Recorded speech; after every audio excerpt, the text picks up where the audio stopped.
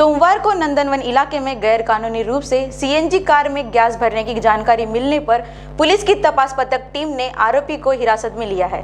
राकेश श्रीवास्तव नामक आरोपी के घर से 14 एलपीजी सिलेंडर बरामद किए गए, साथ ही गैस किट और एक ओमनी कार भी जब्त कर ली गई।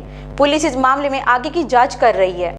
काल दुपारी नंदनवन पोलीस स्टेशनच्या हद्दीत अभिनंदन हायस्कूलच्या पाठीमागे राकेश श्रीवास्तव नावाचा इसम त्याच्या राहत्या घरामध्ये घरगुती सिलेंडरमधून अवैधरित्या फोर व्हीलरच्या ज्या गॅसवर चालणाऱ्या फोर व्हीलर आहेत त्यामध्ये गॅस भरत असल्याची माहिती आम्हाला मिळाली होती।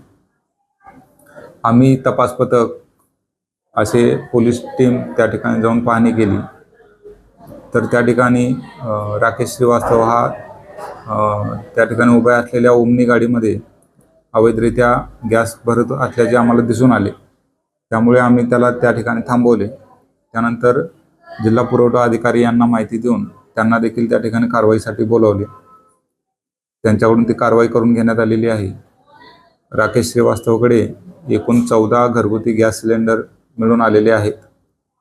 तसेच त्या ठिकाणी सिलेंडरमधून चारचाकी वाहनाच्या सिलेंडरमध्ये भरण्यात येणारी जी किट आहे गॅस किट ती देखील जप्त करण्यात आलेली आहे आणि ओमनी गाडी देखील जप्त करण्यात आलेली आहे।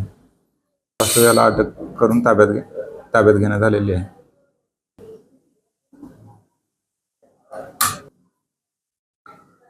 यामध्ये ओमनी गाडीचा नंबर आहे MH31AH 7294 असा असून एकूण 1,35,000 रुपयांचा मुद्देमाल हस्तगत करण्यात आलेला आहे।